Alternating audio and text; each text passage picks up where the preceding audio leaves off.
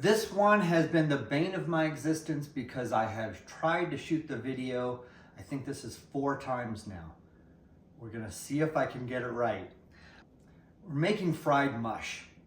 It looks like little cornmeal pancakes, but instead of adding flour, it is all cornmeal. So this is ideal for people who are gluten-free and vegan. Perfect. First thing we do, I want to let you know what the ingredients are, what utensils we're using. They're right here. So ingredients, utensils, you do not need to memorize these. They'll be on the website. bigfoodfromatinykitchen.com. All right, so let's get this started. The star of the show, of course, is cornmeal. We want 1 cup. Now I know I'm using a liquid measuring cup to measure dry ingredients. This doesn't need to be perfect, first of all, and second of all, it's what I got.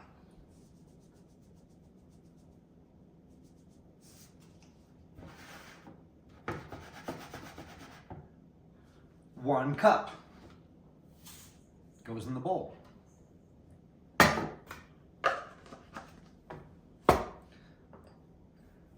I'm going to add a little bit of sugar to it. This is probably about a teaspoon.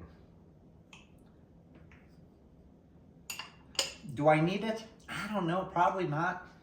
Do I feel good adding? Do I feel good adding it in? Sure. Cayenne pepper. 2 dashes. Salt. Salt. A pinch. My pinches are about half a teaspoon. You can measure it if you want to. Remember the ingredients? Half a teaspoon. I want to mix this up. For simple dry ingredients, I use a whisk. For mixing the wet and dry together, I'm going to be using a spatula. So, done. Now I've got 3 cups of boiling water here. I don't know how much I'm going to need. So I made more. I boiled more than what I need. So let's find out. I'm going to start with 2 cups. I'm going to pour a little bit on the counter because that's going to make it very uncomfortable for me to put my hands in. And I'm just giving that a quick stir around. I want this to be thick, but I don't want it to be stiff. Okay? Right now, getting the liquid in off the sides. That's really, really close. I'm going to add just a touch more.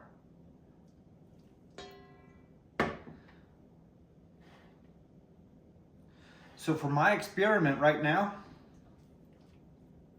so far, 1.5 cups. But boy, that's really close. Another little bit.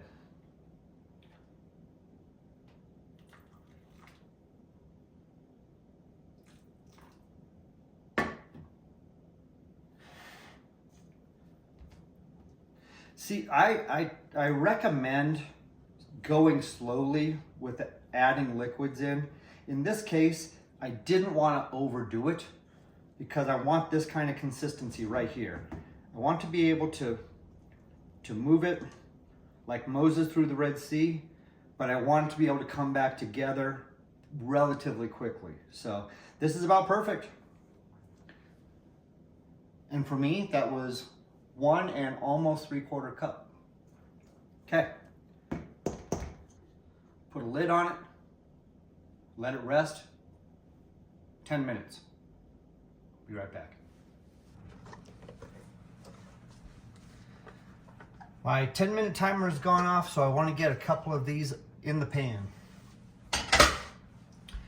First thing I do is I'm going to splash a little oil in here. This is olive oil. It doesn't need to be olive oil. I also have avocado. You can use butter. Butter is delicious. I'm not doing that today. Okay, the pan is super hot. It's probably a little too hot, but once this starts going in, it'll settle down. I actually only have it on 3. That's 3 out of 10. Okay.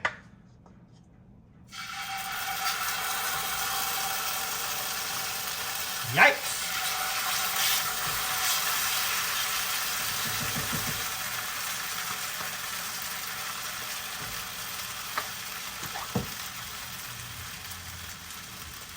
Okay, so you can see I put 2 in there. They're just hanging out. I'm gonna let them cook for 6 minutes. Let's see how they go.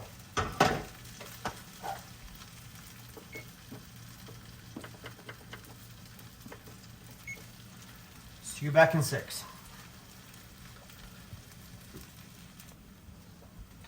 The timer is about to go off. Look at that. This pan is very hot, so I'm going to hot pad myself.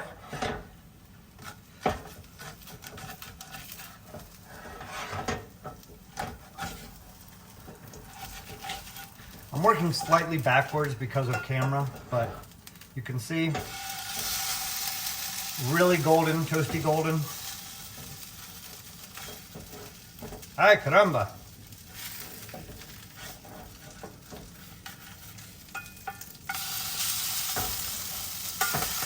Those both look perfect, okay? And I want to show you something. I'm going to give myself a little treat. I'm putting some shredded cheese on one of them.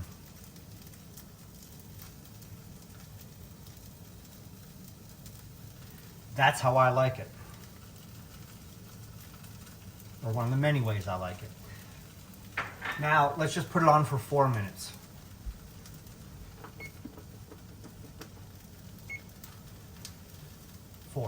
Be right back. I don't know if you can see that. The cheese is entirely melted. That one is still golden brown. They're a little bit tender on the inside. I'm taking them off the heat right now. Let's plate them, then eat them.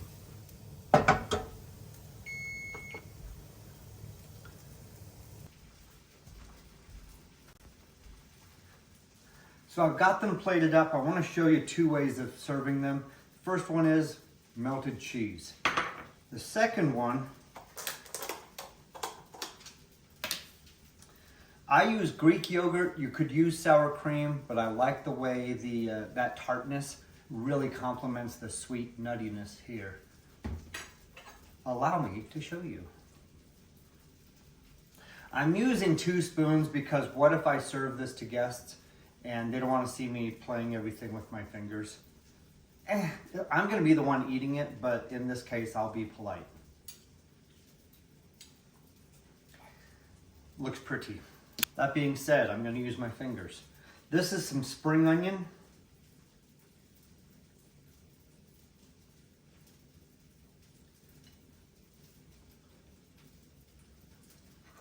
That is pretty. That is actually really lovely. Again, this is a nice savory way of eating it. You can also have it with maple syrup or honey for a sweet breakfast or a sweet accompaniment, or even a dessert. Whipped cream, a little bit of berries. Why not? Knife and fork. I'm going to try this one first. So what I'm expecting to see, so what I'm expecting to see is that melty cheese, toastiness down underneath, and still a creaminess inside. That's exactly right. That's what you want.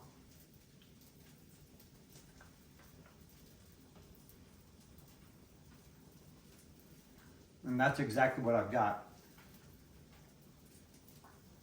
That is so rich and tasty.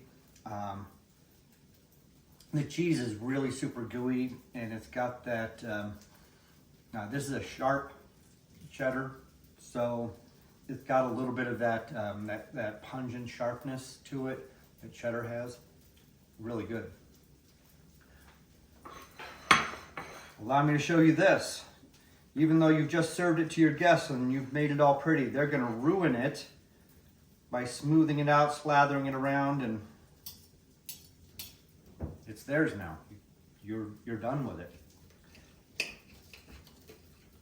Again, you can just hear that crunchiness underneath. It's toasty, it's creamy on the inside.